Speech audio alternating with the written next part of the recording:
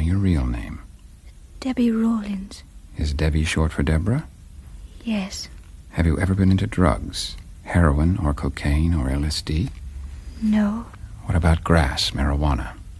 No. Have you had drugs for illnesses? No. Do you trust me, Debbie? Yes. Will you do anything I tell you? Yes. What's your favorite girl's name? Nancy. Why Nancy? Nancy with a laughing face. Okay. When I talk to you like this, your name is Nancy. You understand? Yes. Nancy. Nancy Rawlins. Yes. Nancy Rawlins. You'll never use that name unless I tell you to. And you never talk about what we're saying to each other now. Okay. If I ever say Nancy Rawlins to you, you go to sleep like this and do everything I say. Yes. And you never go to any other doctor but me. If you want me for anything, wherever you are, you phone Washington 240-1429 and ask for Joe Spellman. If I'm not there, you leave your telephone number and I'll get straight back to you. If I can't treat you myself, I'll tell you who to contact. Understand? Yes. Tell me the number and the name. Washington 240-1429, Joe Spellman. Good girl. Now I'm going to wake you up and you won't remember any of this. Wake up when I've counted from 10 to 1. Here we go. 10, 9, 8. You're beginning to wake. 7, 6. Lighter and lighter. 5, 4. You're waking up and you feel fine. 3, 2. Open your eyes. 1. Now you're awake. How do you feel, kid? Fine. What about the injection? You've had it, honey. Get into your night clothes because you'll be feeling sleepy in a few minutes. Oh. I'll be sending a nurse over to look after you. Sleep tight. See you tomorrow. Okay. Thanks. I'm glad you were here. I had no idea you were a doctor. That was really lucky for me. See you tomorrow. And sleep well. You might wonder how something that was done to a pretty girl singer from Bradford, England, could be connected with the assassination of the President of the United States of America. But, sad to say, I think the connection is there all right. Now I want to take you to a committee room where a Senate committee is looking into the alleged corruption of trade union leaders. There are 2 youngish men conducting the investigation, both handsome and well, but soberly dressed. They're brothers, the Kennedy brothers, Robert and John F. Kennedy. The man answering the questions is Jimmy Hoffa, the notorious leader of the Teamsters Union. Robert Kennedy is putting the questions. Hoffa is speaking now. Yeah, the fact is this is a strike-breaking, union-busting bill, in my opinion. Mr. Hoffa, this bill is not a strike-breaking, union-busting bill. You're the best argument I know for it. Your testimony here this afternoon, your complete indifference to the fact that numerous people who hold responsible positions in your union come before this committee and take the Fifth Amendment because an honest answer might tend to incriminate them. And the next day, the first question to Hoffa from the committee's chief counsel, Robert Kennedy, was typical of the implacable determination of the 2 Kennedys to expose the Teamsters Union. Kennedy pointed toward Hoffa's entourage. While leaving the hearings after these people had testified regarding this matter, did you say that SOB, I'll break his back? Who? You. Say it to who? To anyone. Did you make that statement after these people testified before the committee? I never talked to either one of them after testifying. I'm not talking about to them. Did you make that statement here in the hearing room after the testimony was finished? Not concerning him, as far as I know. Well, who did you make it about? I don't know. I might have been discussing somebody. Figure of speech. Well, who did you make the statement? Whose back were you going to break? I don't remember. What do you want to... Whose back were you going to break, It's Mr. a figure Hoffa? of speech. I don't know what I was talking about. I don't know what you're talking about. To most of the onlookers, it seemed a small incident, but in front of his henchmen, it was yet another humiliation for a mobster at the hands of the Kennedys.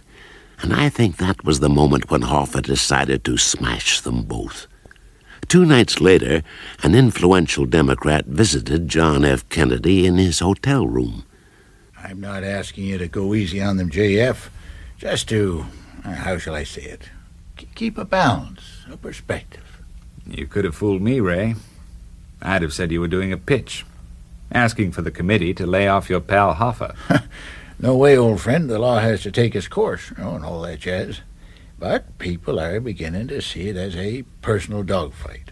The Kennedy brothers versus the Teamsters. And people would be right. It is. But why, for God's sake? We need their support. The party needs their votes. How many votes has Hoffa got? Who knows? But we all know we need them. James Hoffa has 1 vote.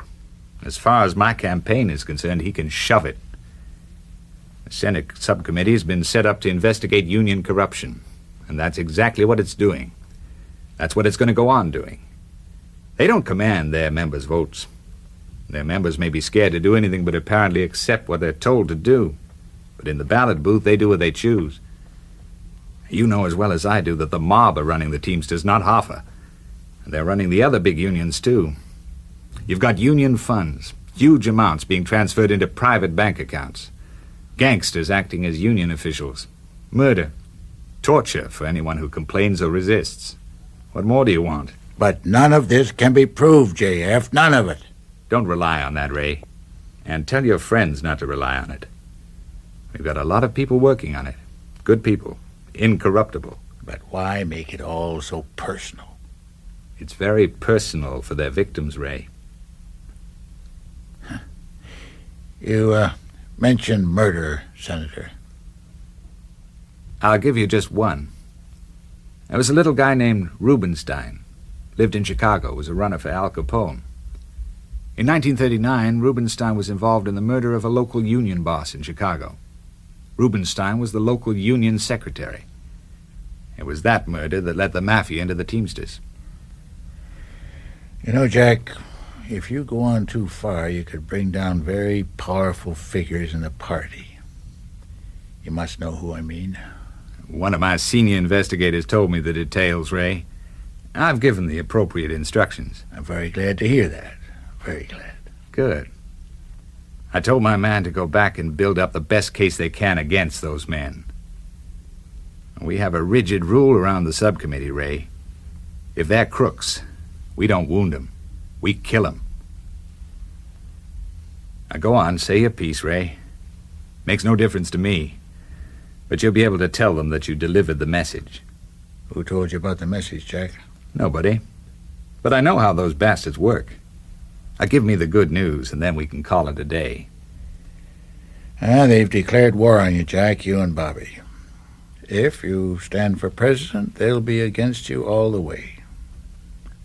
They mean trouble. Real trouble. Is that it? Yes. Let yourself out, Ray. Turn right for the elevator. And when you talk about the Teamsters and Hoffa, you're talking about the mob, the mafia, especially the mafia bosses based in Miami, who controlled the mafia's operation in Cuba before Fidel Castro threw them out. The mafia bosses concerned with this affair were Santos Trafficante, Sam Giancana, and a minor figure named Jack Rubenstein. So, I've told you about Debbie, and you've heard about the mafia connection.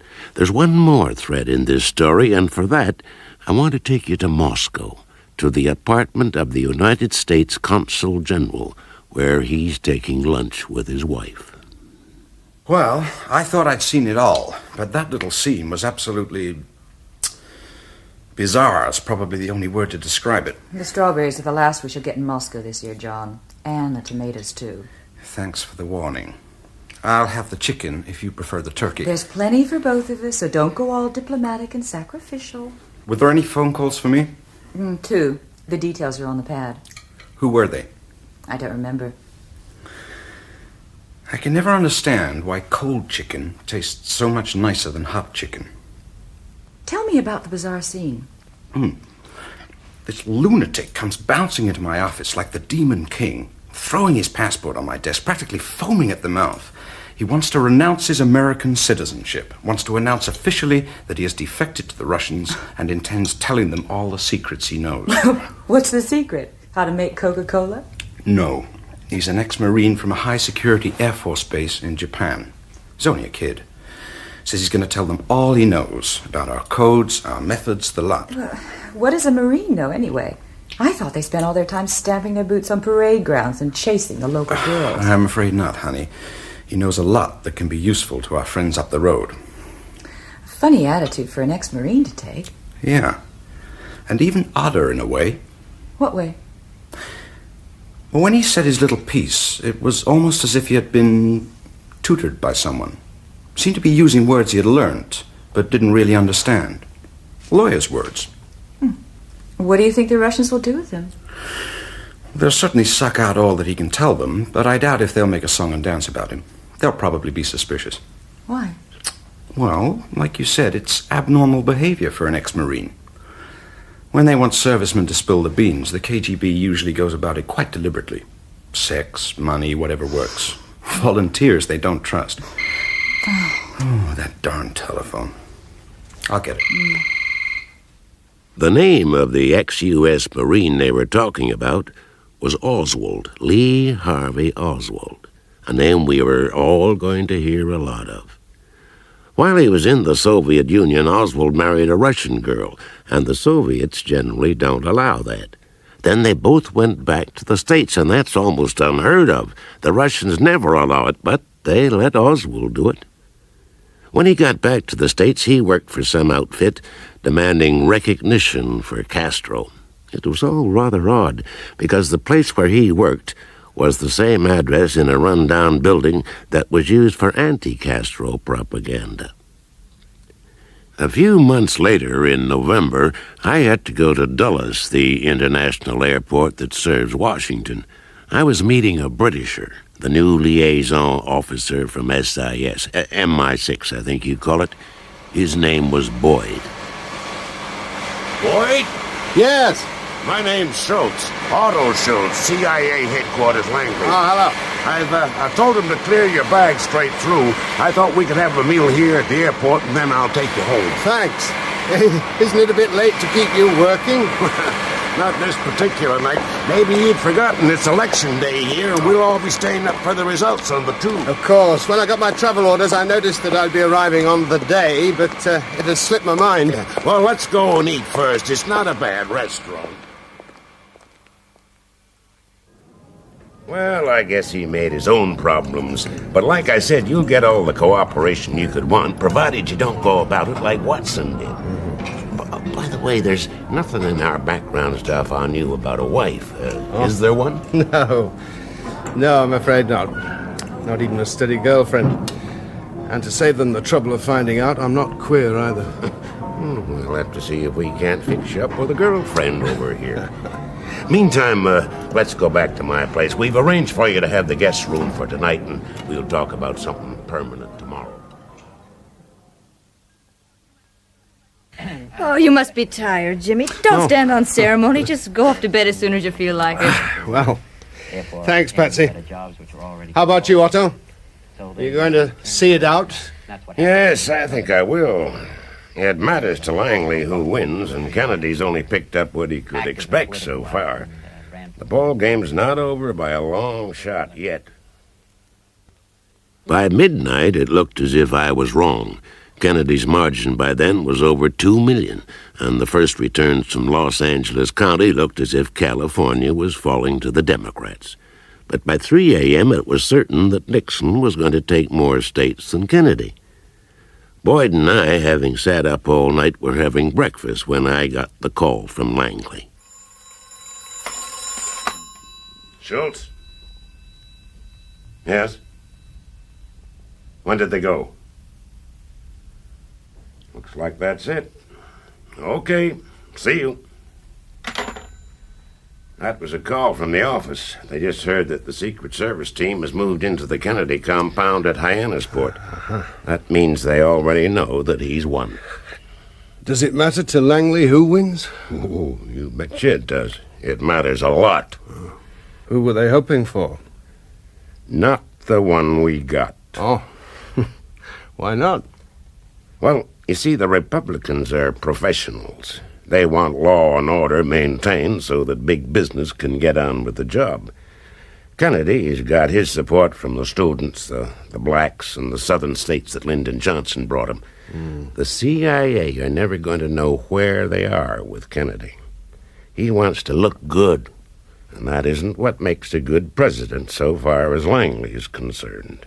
And does that influence your personal vote? Oh, no way. I voted for Kennedy. When all the votes are in, you'll find that it was damn nearly 50-50 between him and Nixon. Well, how's about we get some sleep and I'll take you into the office late this afternoon? I can carry on if you want. You mean that? Sure I do. Okay, let's go. I'll introduce you to a few people you'll be working with. Apart from me, that is. When I took Boyd that day to the CIA headquarters at Langley, I knew nothing of the things I've told you about. And I certainly had no idea of what was going to happen next.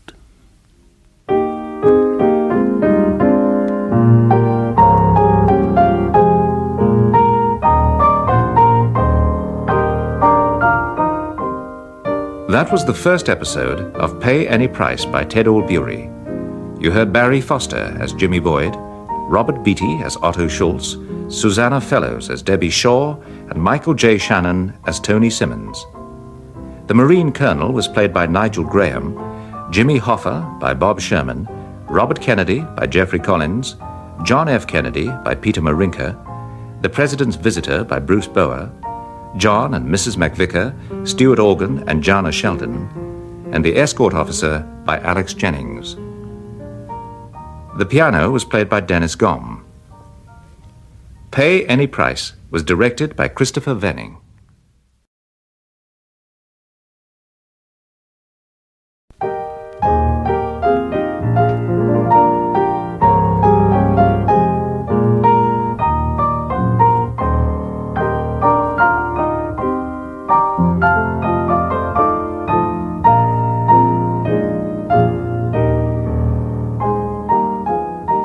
We present the second episode of Pay Any Price by Ted Allbeury, which is adapted from his novel of the same name. With Robert Beatty as Otto Schultz, Susanna Fellows as Debbie Shaw, and Michael J. Shannon as Tony Simmons. Pay Any Price.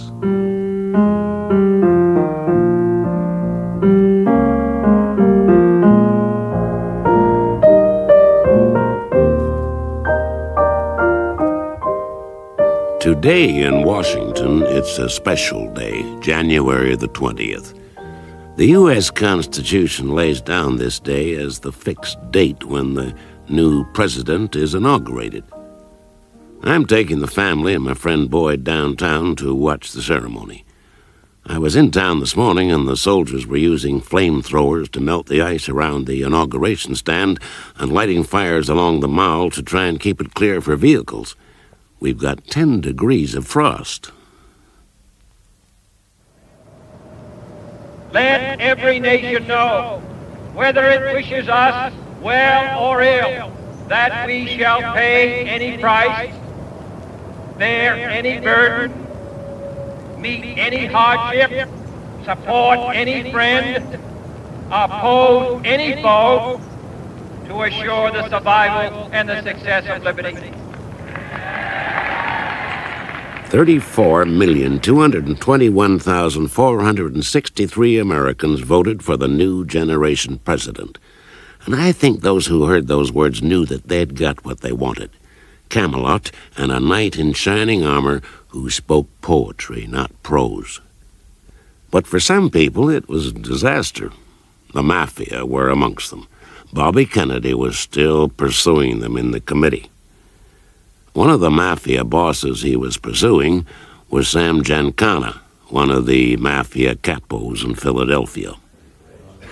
I respectfully decline to answer under the Fifth Amendment on the grounds that an answer might tend to incriminate me. Mr. Giancana, do you realize that you have pleaded the Fifth Amendment in response to 31 questions from this committee? If you say so, Counselor. Would you tell us, if you have any opposition from anybody, that you dispose of them by having them stuffed in a trunk? Is that what you do, Mr. Giancana? No attempt was made to hide the fact that the Kennedy brothers had declared war on organized crime. And in the slow war of attrition, there were signs that they were not only winning, but that the syndicates knew it. The mafia leaders and the men they controlled were not intelligent men. Their thinking was always crude and obvious. Violence, murder, money, and sex were their only weapons. And their experience, it seemed to prove that these primitive weapons always worked. Senators, congressmen, judges, lawyers, police chiefs, tycoons, they're all men. Their motivations are much the same as those of the mafia bosses: power, status, money, and good living. Rich men lusted after yet more money and power, and simpler men who sat on judges' benches rationalized their payoffs as little more than reasonable enhancements of their inadequate pensions. You could easily convince yourself, if you wanted to, that the mafia was only the working boys' version of the Ivy League. There was a feeling, too, amongst the racketeers that the Kennedys themselves were a kind of mafia.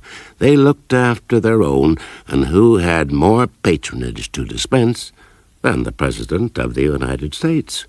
But one thing they recognized for sure: the Kennedys weren't looking for money. They'd already got more than they needed. Maybe it would have been better for the United States if they had discovered some chink in the Kennedy armor.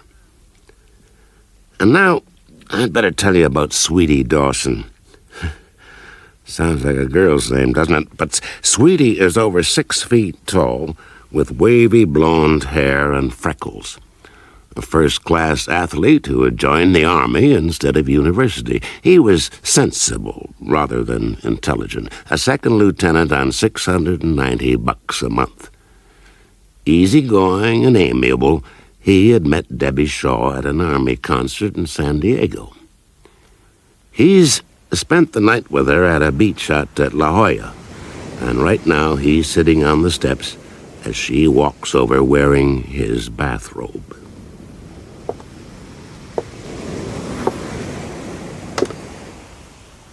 God, I'm hungry, sweetie. Where can we get a real good breakfast? Go into town to Joe's place. Oh, that sounds wonderful. You're not overstepping your leave, are you? Debbie, will you see me next weekend, same as this weekend? Oh, sure I will. I'll be here for another month yet. There's no show next weekend, so you can pick me up on the Friday afternoon at my place about 4, okay? Well, that's great. Real great. But on the Thursday afternoon, Debbie had a caller. It was Captain Simmons. Tony, hello. Hello, Debbie. I was on my way through to San Francisco. I heard you were here. How are you? Oh, fine. Come on in.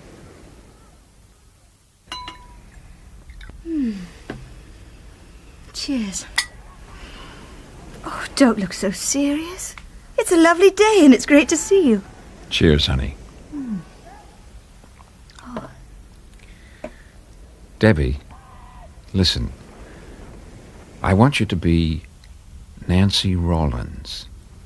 Nancy Rawlins. Close your eyes. Good. Deeper and deeper. Nice and relaxed. 8, 9, 10.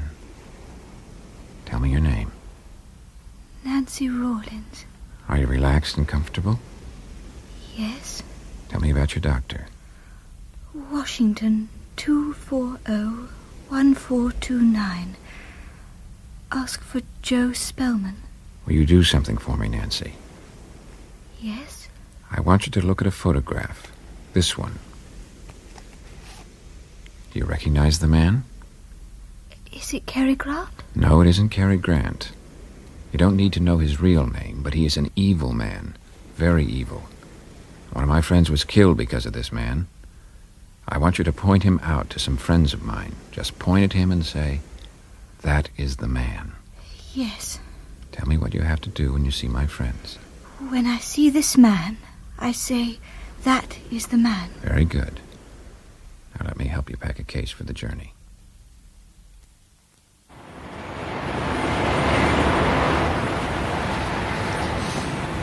Kalimerasus Espionage, Rollins. I don't understand. Panayotis Synodinos at your service. Is this your first visit to Athens? I think so. Where are your friends? I take you there. I got my car here.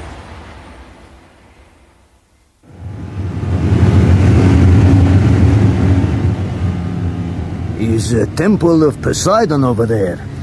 We go to Sunion and a little bit more. How far do we have to go? Not very far. Maybe you want eating first. No, I ate on the plane. You're a very pretty girl, you know. How you got in business like this, Miss Rollins? I don't answer questions. Just keep driving, please. You married? No. Boyfriend? No more questions. You very tough lady, I think. So what do we talk about? You like Greek food? We don't have to talk. Okay. We're there now. Is in villa up the steps where we go, yes? We meet them there. But we got plenty of time together, yes? What the hell are you doing? Lay off! Why you not want? We got plenty time to making love. You must be crazy. Who the hell do you think you are? American girls always like it with Greek men, always. Just take me to the place, mister. Get moving. Okay.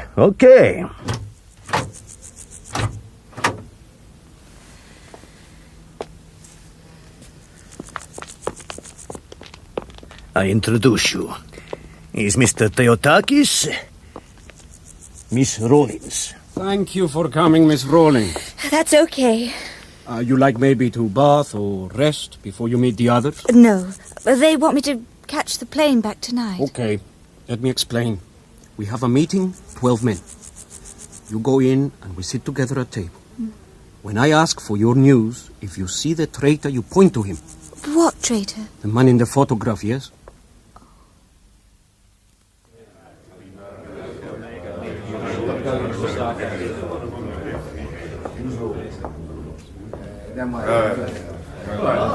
Gentlemen, please. And now, miss, please, tell me your news.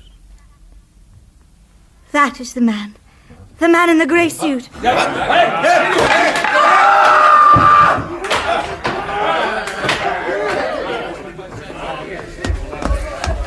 He's going down the steps. You follow me, nice and quick. You get in back seat, please. Hurry!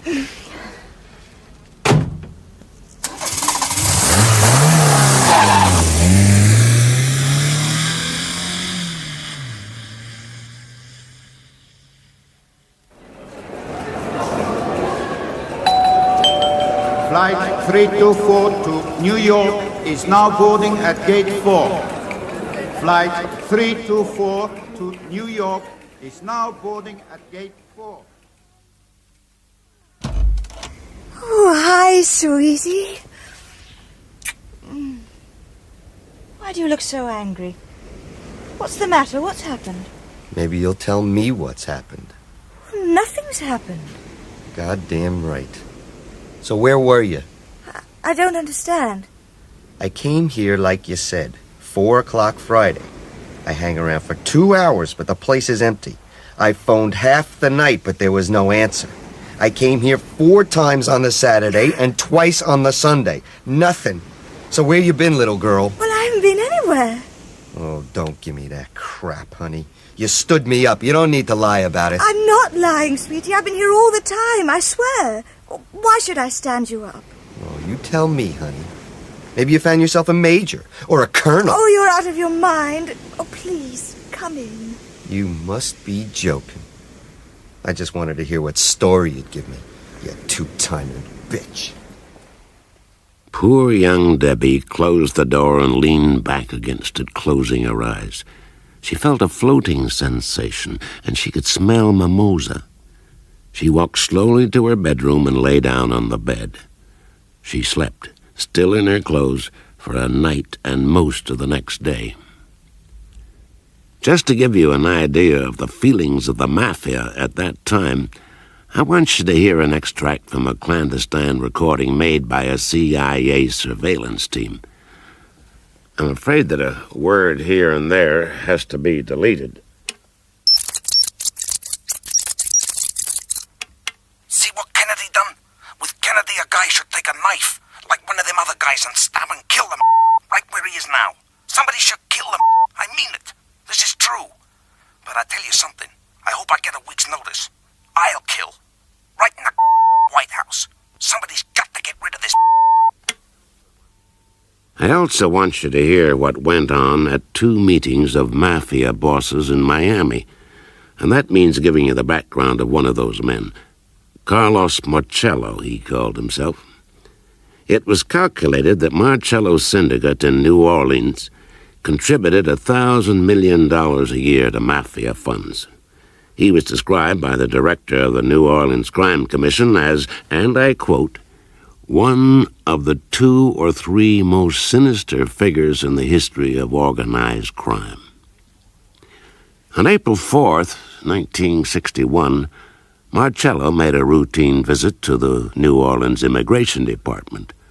On the personal orders of Bobby Kennedy, he was seized, handcuffed, and rushed to the airport. He was the only passenger on a government jet to Guatemala, deported as an undesirable.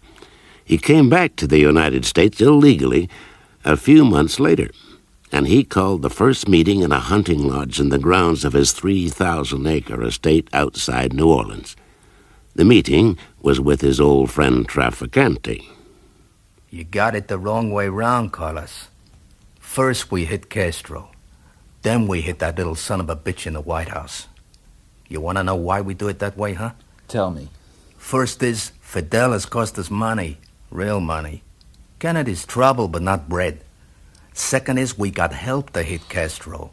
Real help. The kind we need. Like what? Like the CIA, my friend. Oh, sure. And the U.S. 5th Cavalry and the Marines. I'm telling you, it's true. I've talked to them. They're ready to do a deal. Why should they help us, for God's sake? They want to knock off Castro just as much as we do. It's official government policy to bring him down. The CIA are putting together all sorts of operations. They're waiting to meet us. When can we talk with them? Next week. I fixed a meeting for next weekend, starting Friday night, at the Fontainebleau. How about it? It's okay by me. So long as you're sure it's not some trap by those bastards in Washington. Believe me, these CIA boys feel the same way about those sons of bitches in the White House as we do. We ain't the only ones who are suffering withdrawal symptoms. Santos Trafficante booked 4 suites and 6 double rooms at the Fontainebleau in Miami. They were all checked for electronic bugs before the meeting started. There was Santos Trafficante himself, another mafia boss, John Roselli, Carlos Marcello, and an ex-FBI man named Bob Mayhew, who now worked for Howard Hughes, the multimillionaire, and also did little jobs on the side for the CIA. What kind of M.O. have you guys got in mind? Any way you want. We can supply a marksman. Somebody who can't be identified with us. Or you. Who is he? I can't give his name, but he's known to one of your people. Well, who is it knows him? Guy named Rubenstein runs a nightclub in Dallas. Oh, for God's sake, Bob. He's just a bum. He owes money everywhere. He's not doing the job, Mr. Marcello. I mentioned him to show that the man we have in mind is known to one of your operators. Well, who is this guy, the marksman? Tell us something about him. He's a nutter. He'll do anything we tell him to do. Your people got some kind of hold on him? Kind of. Well, how do we get him over there? He'll go from Mexico City. Why there? The Russians control visas to Cuba. Our guy's got a Russian connection. They'll let him through. And afterwards? Maybe there's some other guy you'd like to knock off. Are we both thinking of the same guy, Bob? Same name, anyway. Marcello, you agree? Okay. Roselli? Fine. Okay, Bob, it's a deal. When do we start? How about next Monday we'll meet in Chicago at the Holiday Inn at Mart Plaza. When I phone, I'll just give a time. I'll bring along 3, maybe 4 guys. I'll introduce you with cover names, and they'll have cover names too, okay? And now, I'm afraid, another meeting between Debbie and Simmons. What happened when you got on the launch?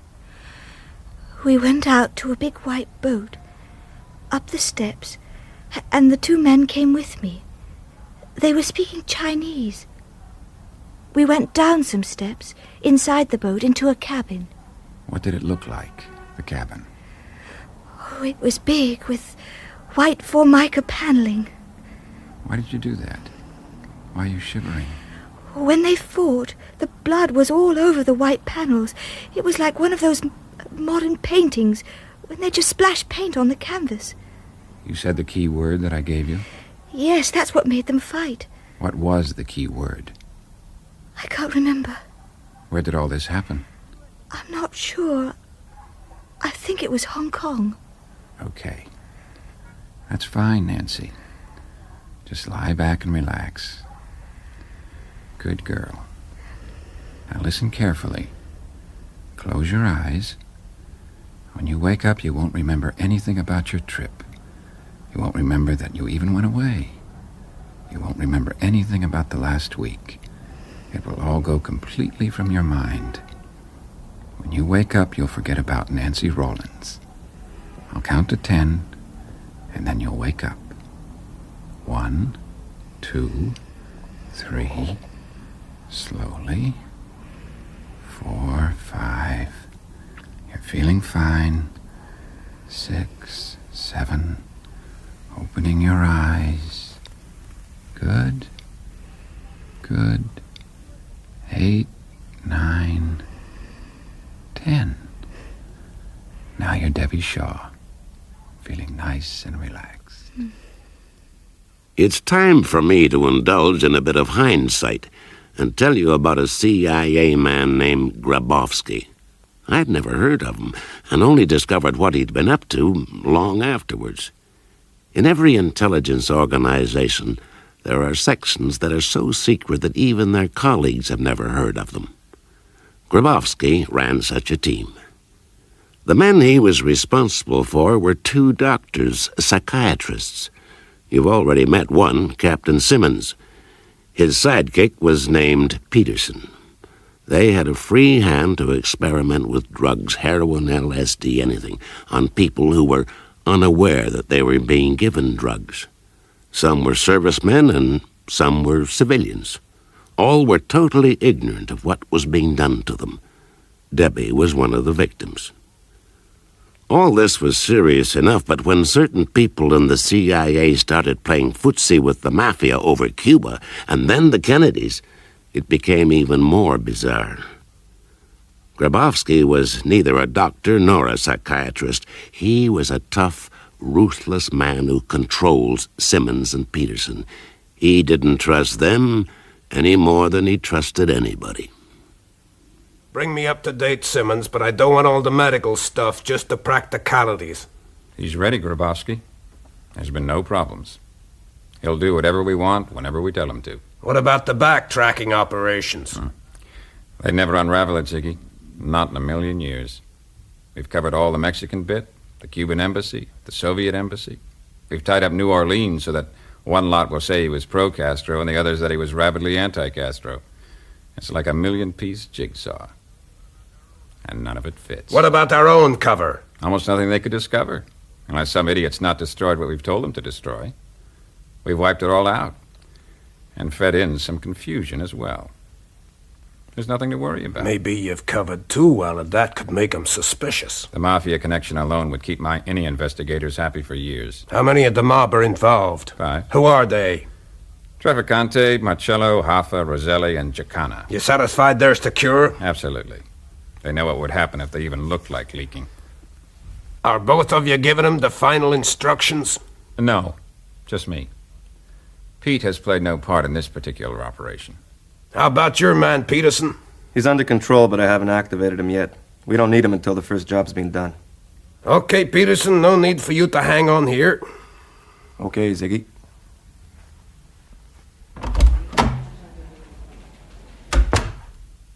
He hasn't been told about the real target, huh? No. It's still Castro as far as he's concerned. Current target has never been discussed, not even mentioned. What about you? What about me? Is there any way they could connect him with you? I've never met him in a public place. Except under hypnosis by me, he would neither recognize me nor know me. What if somebody else hypnotized him? If they tried, they'd fail. I've given him a solid block against hypnosis by anyone else. I've tested it, and he wouldn't go under. He couldn't without the key word. Uh-huh. What is the key word? It's better you don't know, Ziggy. I'm not being cagey, but it's safer this way. Yeah, okay. So we come back to you, Tony. How secure are you, huh? You'd better spell it out, Ziggy. You'd be the only person who knows the whole scenario. Somebody could think it'd be safer not to have you around. If anybody thought that, and did anything about it, the whole story would be with the media in a matter of hours. The CIA would be sunk without trace inside a month, and a lot of heads would get chopped. I'm not worried, Ziggy. What if you have an accident or die from natural causes? Let's just say that it would be embarrassing all around. Uh-huh. How long does it take to activate your guy? Say 15 seconds. Does it have to be face-to-face? No. He just has to hear the key. You'd better move down tomorrow. Where? Dallas. At least it'll be warm. It'll be warm, all right, in more ways than one. I'd like to ask you just one question, Ziggy. Would you answer it truthfully? Maybe, maybe not, huh? Try me. How far up the line to Langley does this thing go? Is it official or private enterprise? You want the truth, I'll tell you the truth. I don't know the answer to your question. Obviously, it isn't official, but it ain't unofficial either. Let's just say that what started as private enterprise in the mob has changed course and had a blind eye turned towards it. And a helping hand? Yeah, and a helping hand, several helping hands. Why, Ziggy? Why do you think? Because a lot of people hate him and are scared of what he's doing to their interests?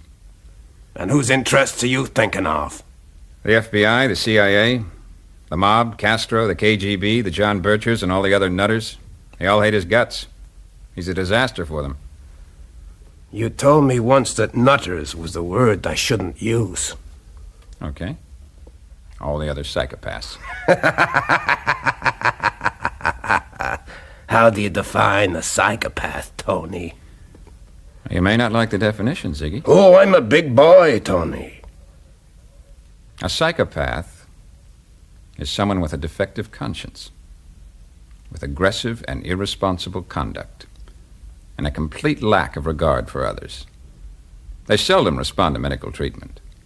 They frequently pretend to regret what they have done, but in fact, they are incapable of regret for their own behavior. Sounds like you and me, huh? Self-diagnosis can be dangerous. I don't recommend it for intelligence agents. The day after tomorrow, the 22nd. Dallas.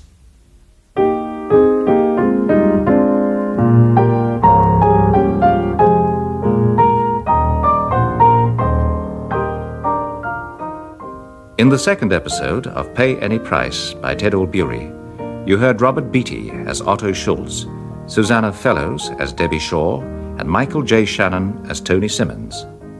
Sam Giancana was played by Bob Sherman, Robert Kennedy by Jeffrey Collins, Sweetie Dawson by Lou Hirsch, The Two Greek Men by Frank Ellis and Alfredo Michelson, Santos Trafficante by David Graham, Carlos Marcello by Alex Jennings, Robert Mayhew by Nigel Graham, Ziggy Grabowski by Kerry Francis, Peterson by Danny Brainin, Weisberg by Stuart Organ.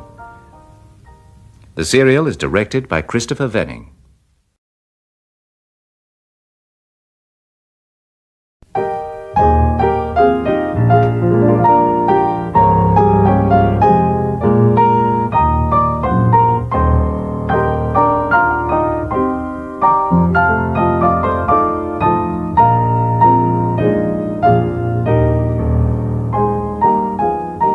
We present the third episode of Pay Any Price by Ted Allbeury, which he's adapted from his novel of the same name.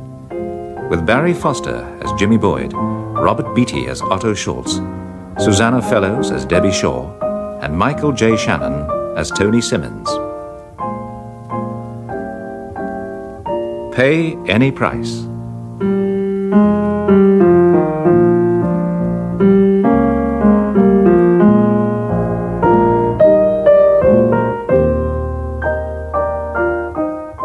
Jimmy Boyd had got a call that the new car he had ordered was waiting at the local dealer's.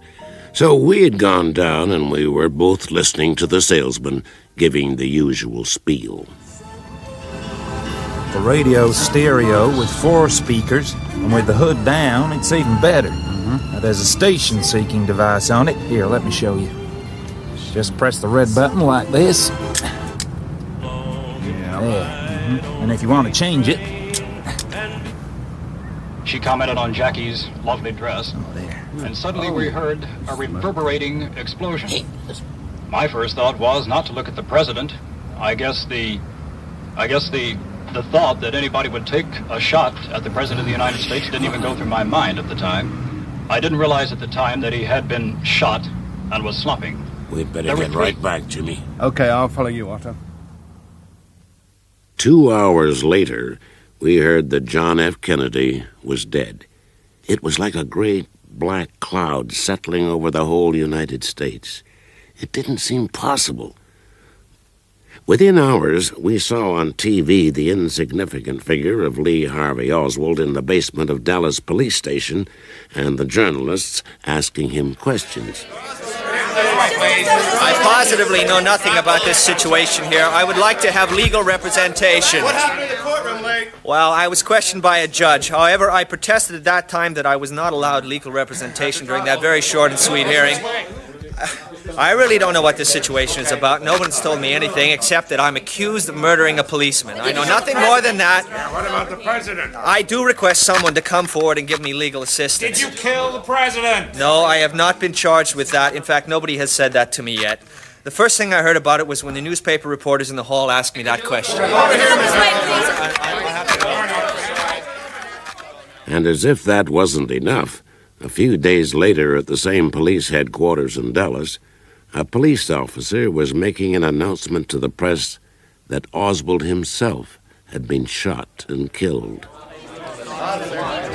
The suspect's name is Jack Rubenstein. I believe he goes by the name of Jack Ruby.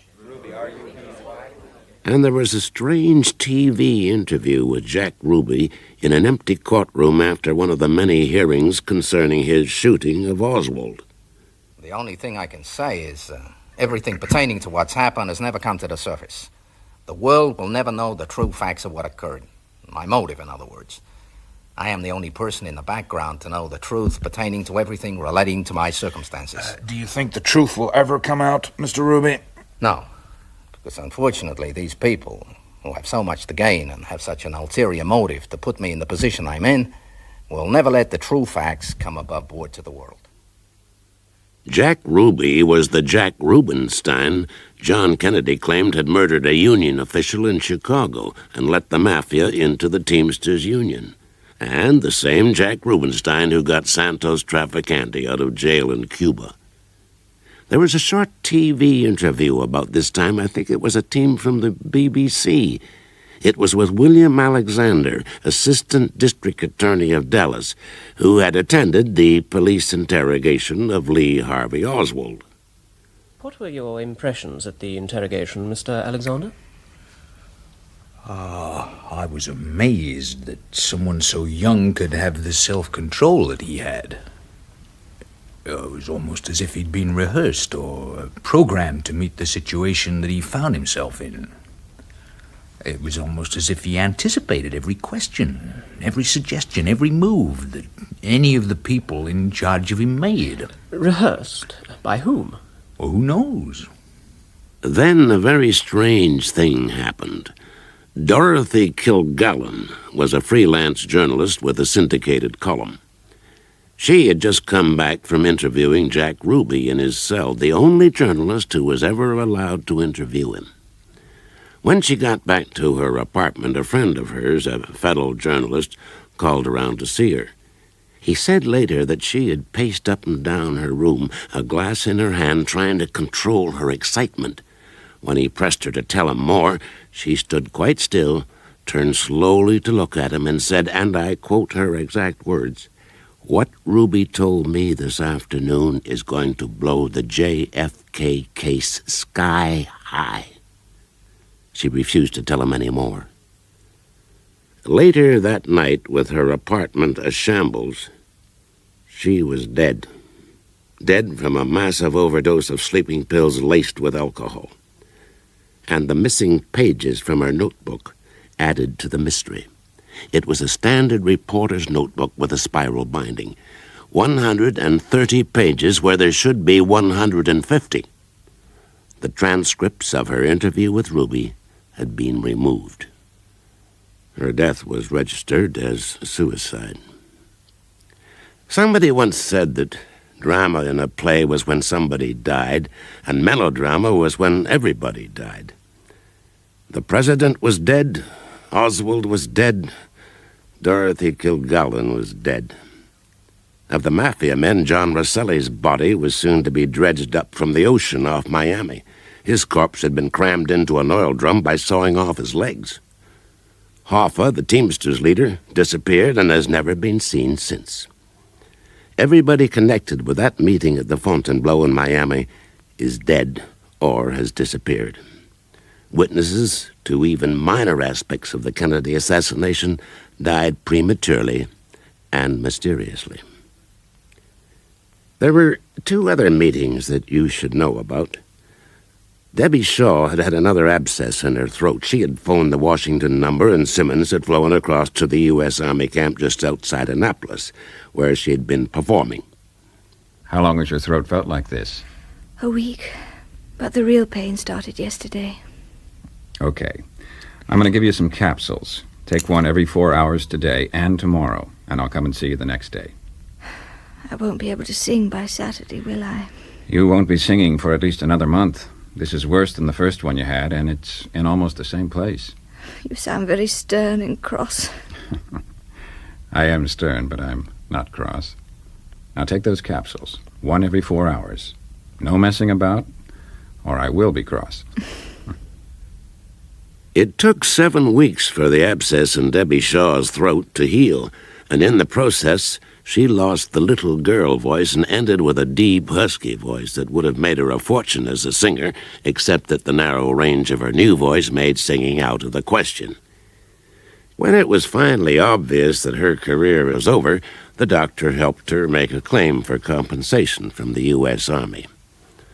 After pressure organized by the doctor, it was eventually settled by paying her the full balance of her contract. A sum of $9,700 U.S., plus an ex gratia payment of $11,000, no medical charges, and free transport back to England. What I've told you so far all happened in the United States, but the second event was going to change all that.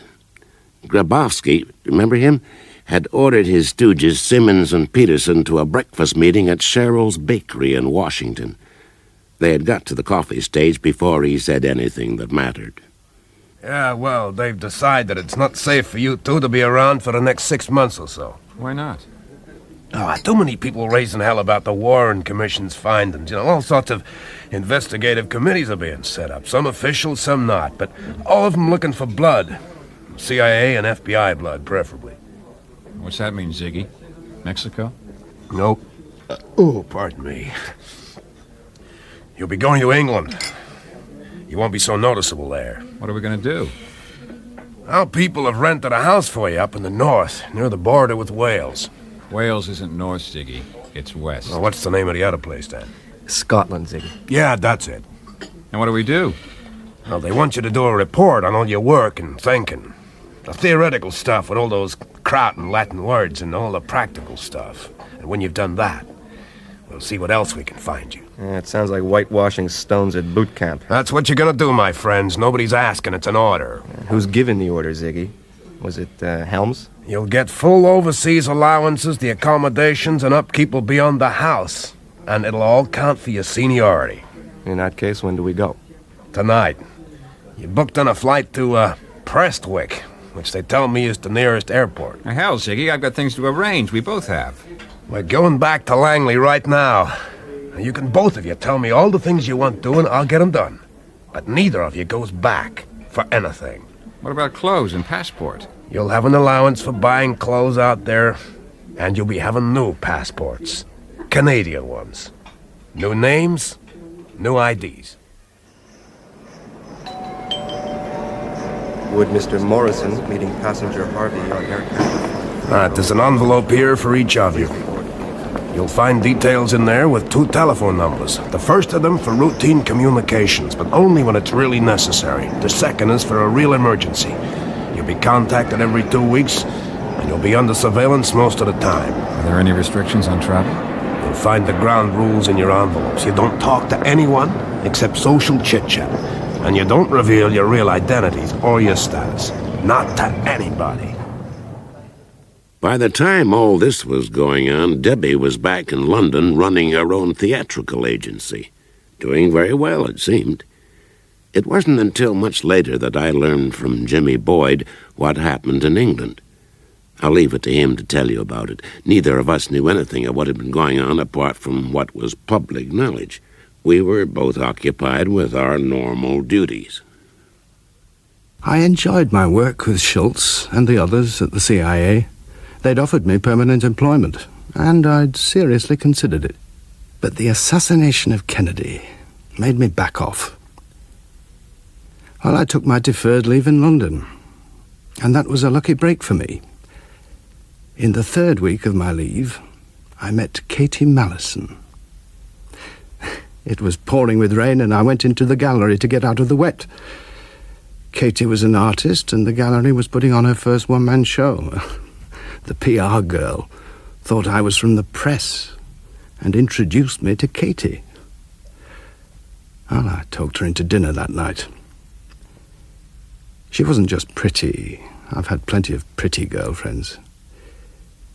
It was as if we'd known one another for years. I dated her every night for a week. And at the weekend, she'd driven me down for lunch with her parents in Sussex. We had dinner alone that night in a country pub on the way back to town. I agree that he's rather too camp, but he is a good artist. Maybe the camp bit and the talent go together. I'm sure you're right. Yeah. Will you marry me, Katie? You don't have to marry me to get me into bed, James. We can do that tonight and no strings. Oh, you're blushing. The first time I've ever made a man blush. Well, I won't ask you if you've thought about marriage. I know you'll have thought a lot before you spoke. I'd thought about it too, days ago. What did you decide? To say yes. Provided you accepted that my painting means a lot to me. I earn my living by painting. I make a reasonable amount of money, and I care about my exhibitions and all that jazz. I always thought that if I married anyone, it would have to be another painter, but I think I was wrong. You don't know a damn thing about art, but you do encourage me. You sit there quietly in my studio while I paint, and you just read, or you're just watching, and I feel nice and safe. So, yes, I'm flattered that you ask me, and I'd be very happy to marry you. One of the benefits you have working for the establishment is pulling strings when you need to. I got Healy, my boss at SIS, to use the old boy network to fix a special license. And Katie and I were married at Chelsea Registrar's office with a cleaning lady and a taxi driver as witnesses. We drove down to Chichester for our honeymoon and spent all our time at the pretty little villages that are dotted round the creeks. And on the last day, we bought a second-hand 27-foot Seamaster from a yard in Bosham. 2 days later, she saw me off at Heathrow. And when they called my plane and she stood waving through the plate glass window, I felt lonely for the first time in my life. I was going to miss my Katie. Although I didn't know it, somebody else was about to do the journey in reverse. Simmons and Peterson were setting off for Prestwick. One of our people will be meeting your plane, and he'll take you to the house. I want you to make it clear back at Langley that I go under protest, Ziggy. It's going to be a waste of my time, and I resent it. You just do as you're told, my friend. You're going because that's what Langley wants. We're not playing games, you know, Simmons. Now keep your nose clean, and you'll be welcome back in due course. Sounds almost like a threat, Ziggy. You're right, old friend, it is. Okay, you better go on board. We're holding things up.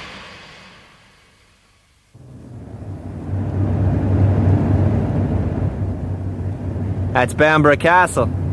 Kind of spooky, huh? How long before we get to the house? 20 minutes, maybe a little more. What's the name of this dump? We're heading for Alnwick, but they spell it A-L-N-W-I-C-K. You'll see the castle on the left. It's a family seat of the Duke of Northumberland. You seem to be well informed. You based up here? I'm based in Marlow, town on the Thames. I get around.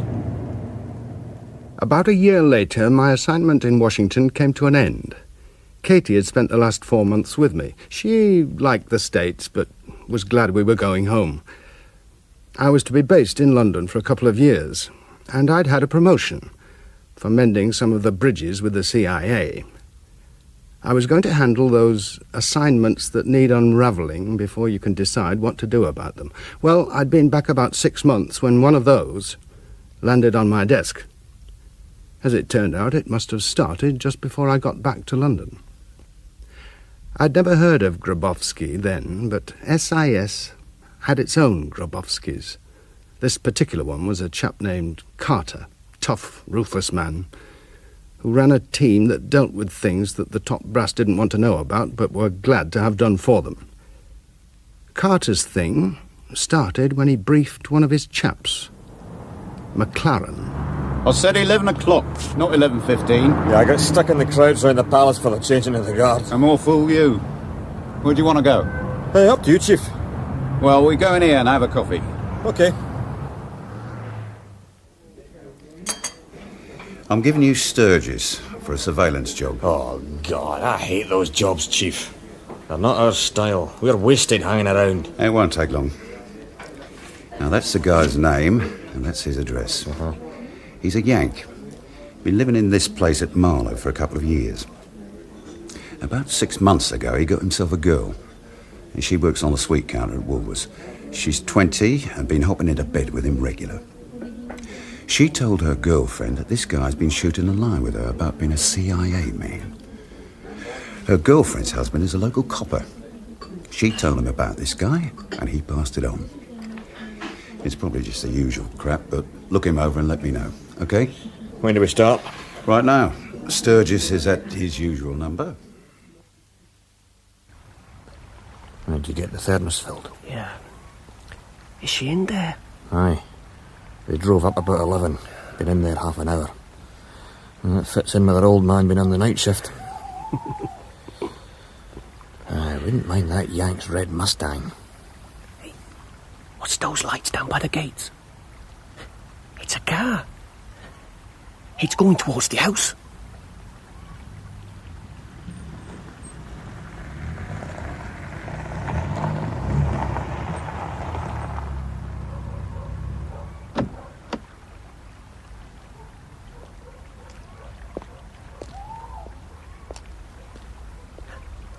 He's going round the back. It's probably the husband. Maybe we'd better move over. No way. Just hang on.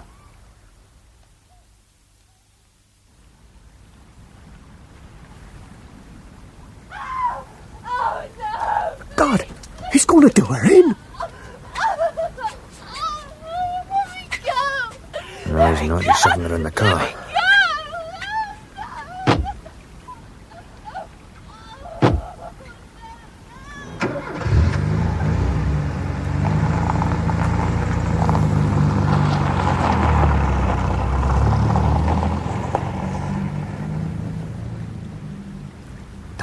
Oh, still wide open. Yeah. Let's go and have a quiet shifty.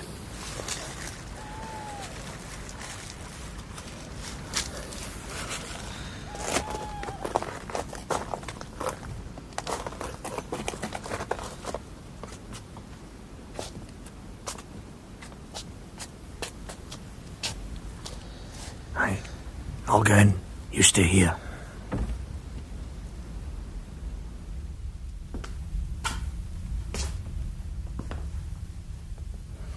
Come in, Joe. Well, there he is, mate. Lover boy's had it. Is he dead? Yes. You can see the break in the balustrade up there where he was shoved over. Right, let's go around the place and see what's cooking.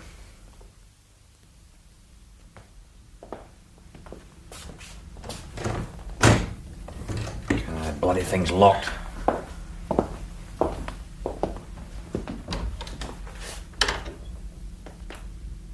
This must be the main bedroom. Bra and panties, look. He must have caught the masses. No wonder he was roughing her up.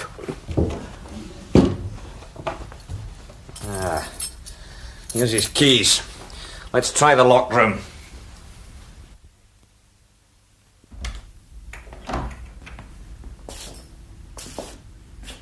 Hey, look at that little beauty.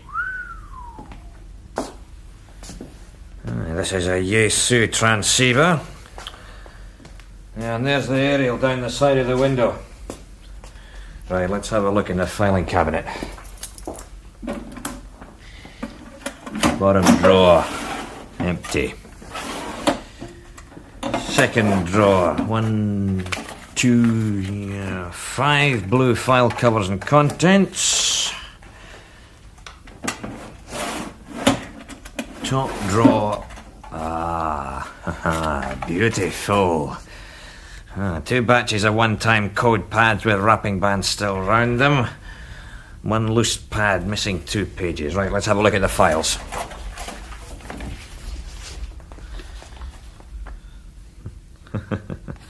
Here, read that. Some chick from Santa Fe. Hot stuff, eh? Got girlfriends all around the world from the look of it. Chase Manhattan account, share certificates, bonds. Right, let's see the next one.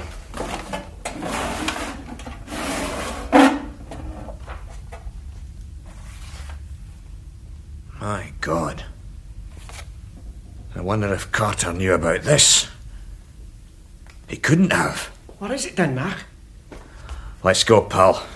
I want to get on the blower to Carter. He won't thank you for getting him out of kip at 2 in the morning. He will, he surely will. Now, take the radio down to the car and the code pads and, now that's a lot. I'll bring the files. So, what's all the excitement about, sonny boy? There's not going to be an inquest, according to the locals, because he's a Yank. They've notified his parents and they're coming over from San Antonio tomorrow. So what's the rest of it? The files, I suppose. There's 2 CIA men stashed away in this country. 2? For God's sake, 200's more like it. I mean 2 CIA men who are not on the list. Canadian passports, no contact with Grosvenor Square. I've never heard of either of them. And what do you reckon they're doing here? Hiding? Who from? Practically everybody. Don't play games, boy. What's it all about? They're both psychiatrists. They specialise in hypnotising, and they're both CIA agents. So why the excitement? Have you ever heard of the MK Ultra program? No. What is it? It's a CIA program about the use of special drugs and hypnosis to control somebody's mind, so that they do whatever they're told to do, but they never know what they've done, or even that they've done anything. They don't know that they were hypnotised at all. Yeah, I heard a rumour about this 2 years, maybe 3 years ago. One of the Mossad boys was talking about it when I was in Tel Aviv. But how much truth is there in it? It's 100% true. They've been doing it on scores of people for years. You mean experimenting? No. Actually doing it. Operationally. Oh, what sort of things? Everything from simple courier work to murder. How can you be sure? Well, it's in those files. Code names, the lot. What are these guys doing here? Like I said, hiding. Who from? The FBI, the CIA, several congressional committees, and a few independent investigators. Why should that bunch be after them? I mean, they're on their side, for God's sake. Oh, it depends what you've been up to. Like what, for instance? Like hypnotizing people and using them as killers. What, you mean they've actually done that? Uh-huh. According to the files they have. Well, better pass them to one of the evaluation teams. What? And give up one of the best pieces of luck we've ever had? We could use those guys ourselves. For what? Knocking off some of the Central Council of the IRA, maybe? In Dublin? Either these two Americans cooperate with us, or we blow them. Now you're cooking with gas, Sunbeam. These two could do it for us. And why should they? So that we don't send copies of the files to the Washington Post and Reuters. How definite is the file material? Definite enough. Even as it stands, it would finish the CIA for good and all. Where are the files? At my place. Well, you better go and get them. I'll come with you. You'll use them, eh? You won't let them rot. I'll think about it. Have you made copies of them? No, not yet. Right. Well, let's go and get them.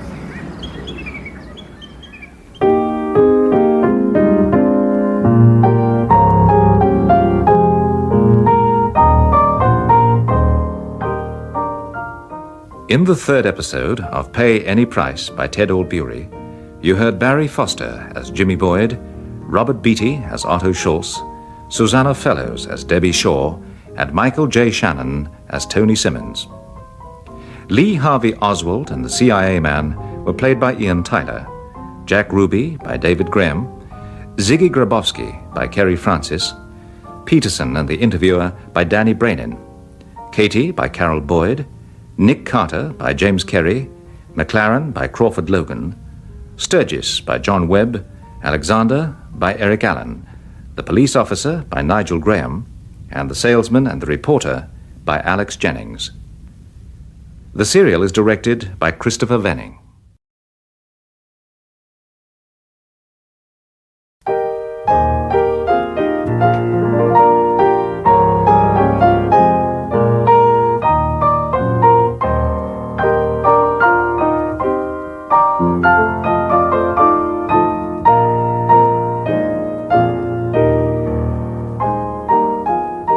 We present the fourth episode of Pay Any Price by Ted Allbeury, which he's adapted from his novel of the same name, with Michael J. Shannon as Tony Simmons.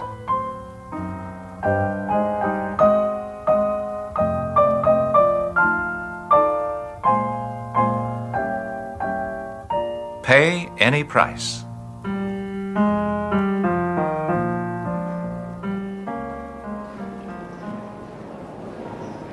Passenger Carter from London transferring to Braniff Flight 406 to Washington. Please report to the Braniff ticket desk.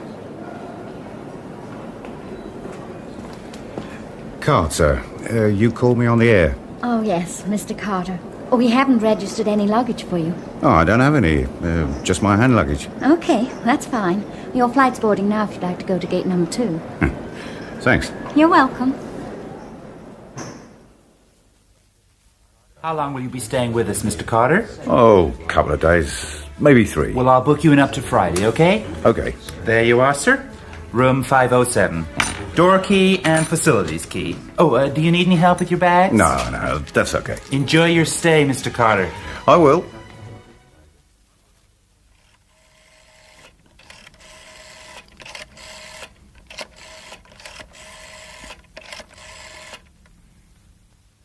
CIA, can I help you? Mr. Grabowski, please. One moment, please. Can I help you? My name's Carter. I want to speak to Mr. Grabowski. We don't appear to have Mr. Grabowski listed. Could you tell me what it's about? Put me through to the duty officer. I am the duty officer, Mr. Carter. How can I help? My name's Carter. I'm from London, and I'm staying at the Brighton Hotel on California Street.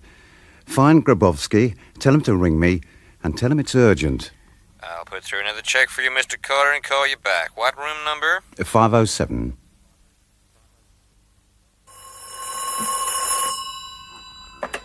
Carter. My name's Wainwright, Mr. Carter, British Embassy. We've had a call from a U.S. government agency checking your status. Perhaps you could help us. You'll find me on the Foreign Office list. Initials TF. I'm on a private visit. That's all they need to know. Will you be calling on the embassy, Mr. Carter? No. Oh, very well, Mr. Carter. I'll pass your details on.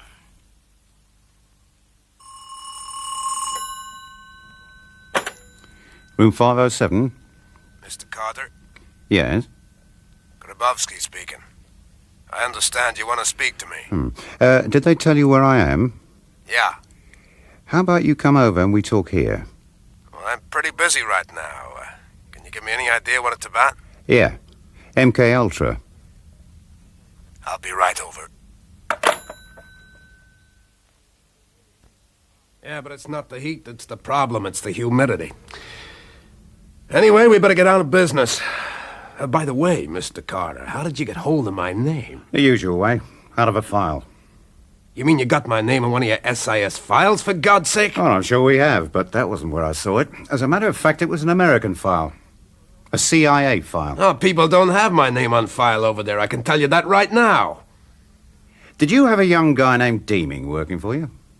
Not that I know of. He died about a week ago. Multiple injuries to the skull. Was doing surveillance on 2 CIA fellas and reporting to you. I see. I'd forgotten the name. Mr. Carter, we're treading around on thin ice.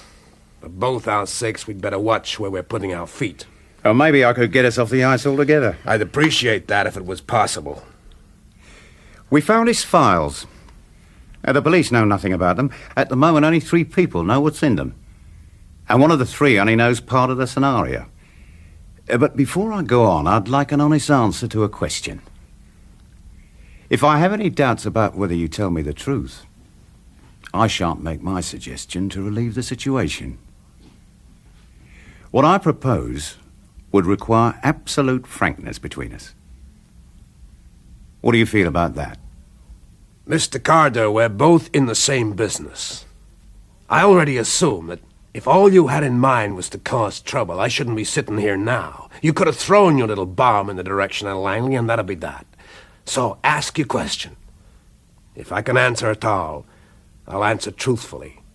If I'd be going too far by telling the truth, then I'll say so and leave you to do whatever you choose to do. Well, I've taken some precautions about the documents. If anybody fancied the idea of doing a wet job on me, then the bomb would go off in hours. I thought I should mention that. Are your responsibilities connected with what I can only refer to as operations outside normal CIA operations? Okay, we might as well say it as it is. Yeah. My responsibilities are with operations that the top echelons of CIA could never officially approve, but are necessary when the chips are on the table. And in some cases, the top echelons don't even know what my people are doing. Would you be personally sacrificed if any of it came to light? You betcha. A lot of heads would roll, but mine would roll first. And in this particular case, I'd end up in jail, no doubt about that. And I guess I'd be there to the end of my days. Okay, Mr. Grabowski. We can talk. My responsibilities are much the same as yours. In other words, my people and I do the dirty work that wouldn't be admitted to by my chiefs. And sometimes I don't ask first. I just get on with it. Because for better or worse, I think it has to be done. Which brings me to the point of my visit. I want to use the services of your 2 chaps in England for a few months. How many months? Well, at least 6, maybe a year. You'd give them protection and cover in that time? Better than they've had so far. Are you prepared to discuss what you'll use them for? Sure. You've already got a British subject, a girl, under control. I want to use her in Northern Ireland against the IRA. And I want them to find me a man, a soldier, who I can use in Germany. Uh-huh. What happens to the documents you picked up? Oh, hand them back to you when we're finished. 1 original and 2 copies. All in safe hands. Tell me about Deeming. How'd you get onto him? He was betting the wife of a local man had found out and beat him up. Your boy was shooting a James Bond line with her to get her into bed, and she talked to a girlfriend who told her husband, a local policeman. Up to then, we were just doing a routine surveillance. Why wasn't the husband prosecuted? Nobody knew what had happened except the wife and her husband. And us, of course. Nobody had any interest in letting it blow up. I guess the husband didn't intend to kill him. Just beat the hell out of him and went too far. Yeah. Well, when do you want my guys to start? Soon as you can fix it. Okay. Oh, by the way, they call me Ziggy. What did they call you? Oh, my name's Tom, but they call me Nick. I hate it, but I'm stuck with it. Well, Nick Carter, let me use your phone here, and I'll get us both airplane seats for tomorrow. I'll fly back with you. Unless you've got anything else to do in Washington. Oh, that's fine. Let me give you my ticket details.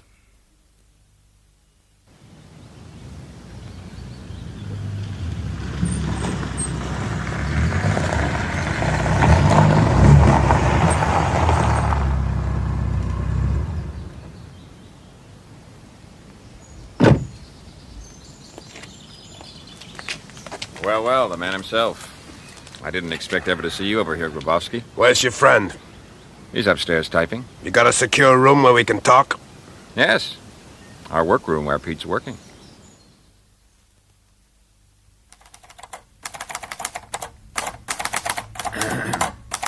Pete? Angels and ministers of grace defend us. Be thou a spirit of health or goblin damned, etc., etc. What have we done to deserve this? I got mail for both of you. I'll give it to you later, after we talked. You been steaming it open, Zig? I got work for you two. Langley thinks it's time you started earning your corn. You had the girl, Simmons, a singer. She was used by you for MK Ultra, remember? Sure. You're gonna use her again. She's not a United States national, and she doesn't live in the States. I know all that. She lives in London. You and Mortensen were using her just before you came over here, yeah? Yes. We want to use her again. What for? The same sort of thing that you were using her for. Is this for Bill Mortensen again? No. No, we got ourselves a problem. She's the solution, or part of it. What's the problem? The Brits. SIS know you're over here. They want to know why. You didn't tell them, for God's sake. Of course we didn't. But the guy who spotted you knows what your specialty is, and he wants a piece of the action. What's that mean? He wants to use you. Both of you. And if we play ball, then he plays ball and says nothing. If not, he'll tell the brass at Century House. He'll probably tell them anyway. No, he won't. Who is this SIS guy? McLaren. He's bringing in another feller, Sturgis. They work for a guy named Carter. Have you checked on them? You betcha. I'll give you a summary that you can keep. McLaren's an old hand, a dirty tricks man. I'd say he's pretty good at it. Very rough. Sturgis is in his 30s. Another rough boy, not as experienced as McLaren, but a real bastard. I'd put him down as a psycho. But I leave that sort of thing to you boys. When do we go back stateside? A month or two. That girl's gonna come apart if there's too much pressure. The screws were coming loose last time we used her. Then what happens? She goes in the bin. Would she talk? No. She doesn't know anything. It's wiped out each time, so there's nothing for her to tell. If I told her what she's done under hypnosis when she's normal, she wouldn't believe me. For her, it's never happened. She can only talk under hypnosis. And you need the code, which she only knows at another level. And there are safety controls I can build in if she's operating for the Brits. Like what? It's better you don't know, Zig. McLaren and Sturgis are coming up tomorrow to brief you on how they want to use her. I'll stay until it's all settled.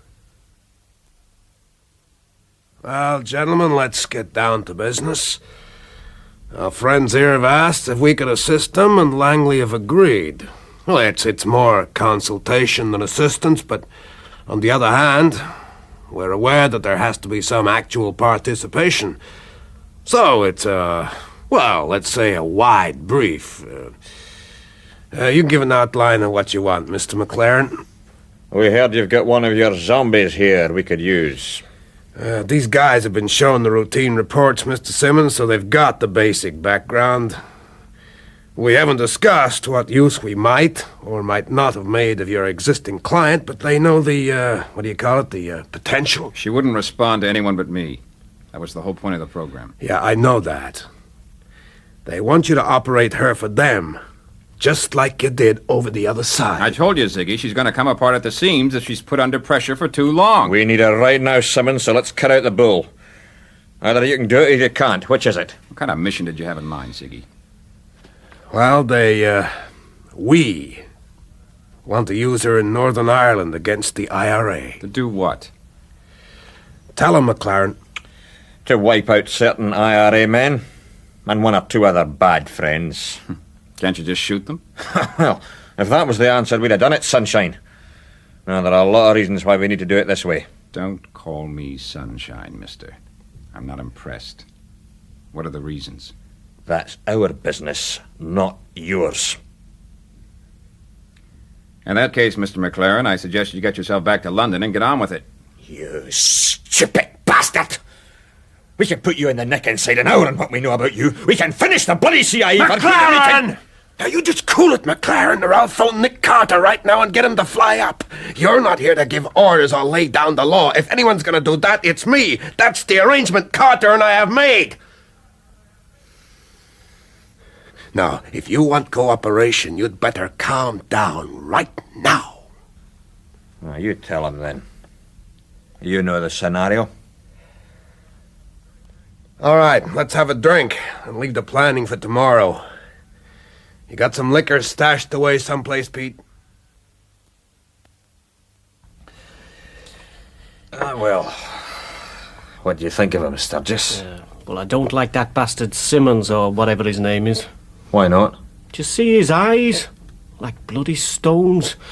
Yeah, he was looking at me like he'd enjoyed doing me in. Cold as ice. Hey, like that chap in the films. You know, the one who always played gangsters. An hat and always got his collar turned up. Nick Carter says he's a doctor. A real doctor. Well, I wouldn't want him cutting me open. Oh. He knows what he's at, though. And he's smooth, all right. Well, he soon backed off when you rounded on him. Yeah, he's all bloody talk, that one. Have you noticed his voice? Hey, what about it? Well, when he's just talking, you know. Talking about nothing in particular. He's got that sort of twang, like President Kennedy had. I know, every now and again he speaks very slowly, like he was chatting up some bird in bed. All smooth and soft. And that's how he hypnotises him. Makes him do what he wants. Well, it took more than that to make me do what he wants. Old Grabowski's a spitting image of Nick Carter. Two of a kind. Do you think they'll do what we want? Do you want another beer? Yeah, go on, why not?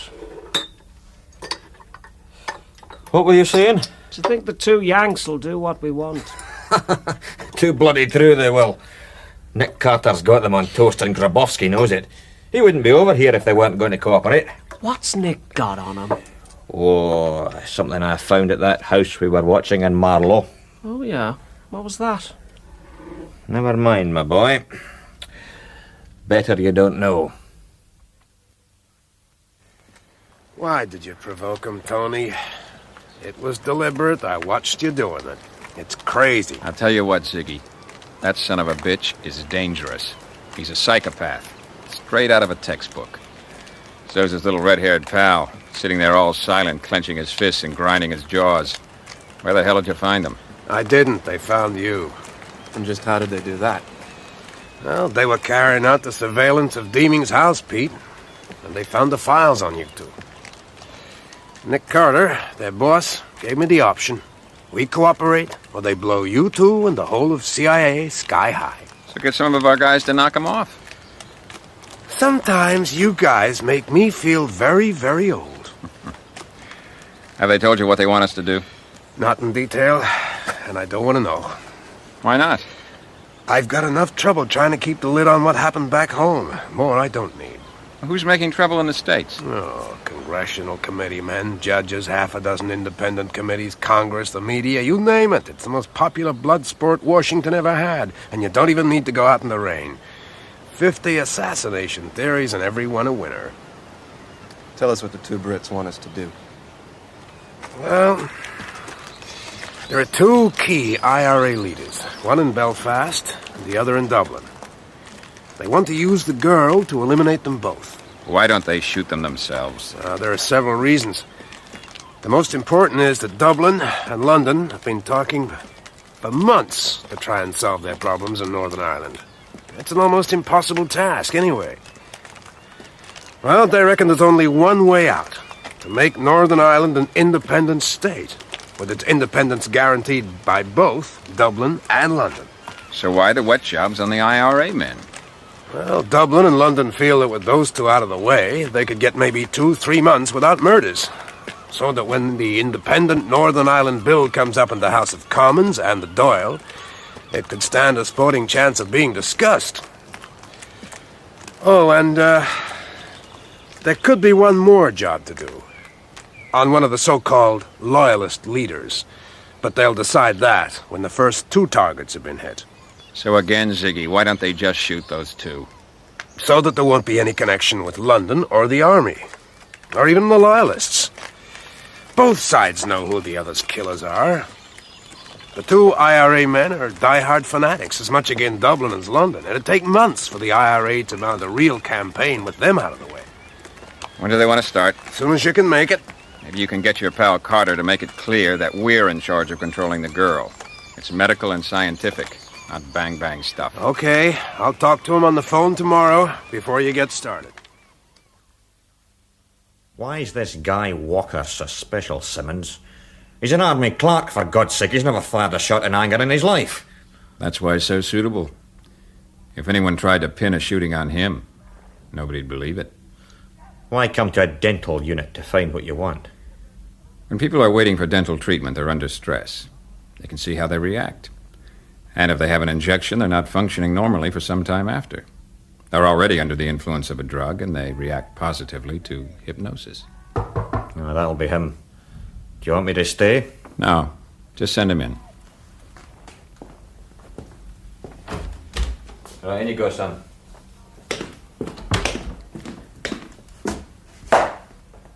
It's Corporal Walker, isn't it? Yes, sir. Treatment all done? Got to come back next week to have the stitches out. It's not easy to talk, is it? It's my lip. Feels all swollen and numb. Come over here, Corporal. Lie down on this examining table.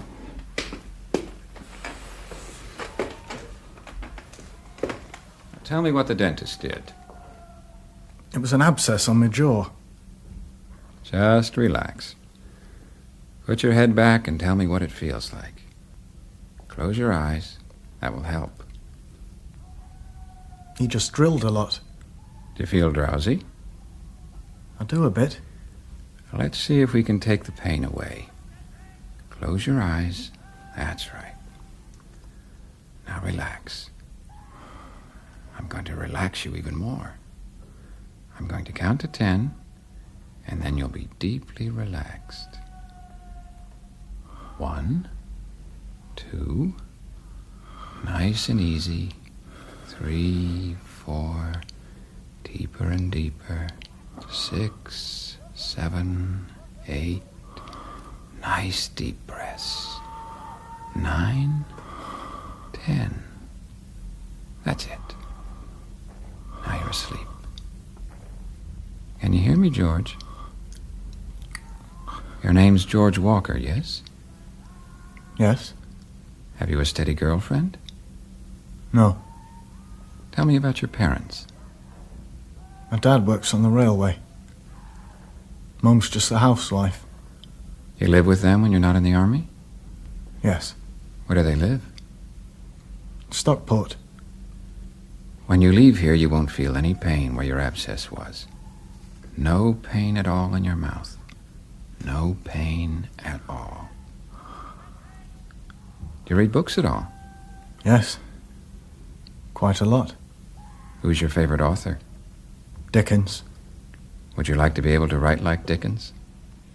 Yes. I'll tell you what. When we talk together like this, your name will be Dickens. You'll really be Mr. Dickens. How about that? Okay. And whenever I call you Dickens, you'll do whatever I say. Okay? Yes. I'm going to bring you back now. When I count from 10 to 1, you'll be wide awake. You won't remember anything we've talked about. But you'll take a book from the bookshelf when I say the word careful. And you'll give the book to me. Understood? Yes. Right. 10, 9, you're coming awake. 8, 7, 6, that's fine. You're feeling great. 5, 4, 3, your eyes are opening. 2, 1, you're feeling good. How do you feel, Corporal? I feel fine. What were we talking about? My tooth. It will be tender, so be careful what you eat. No toast or hard things.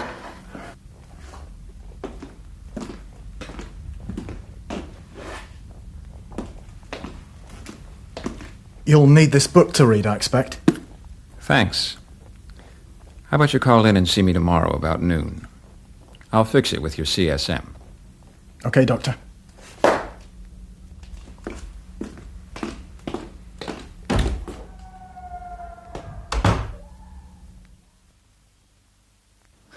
No, Dickens. As I showed you.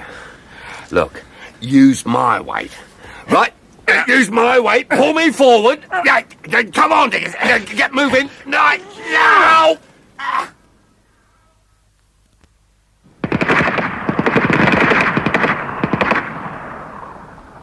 Squeeze, Dickens.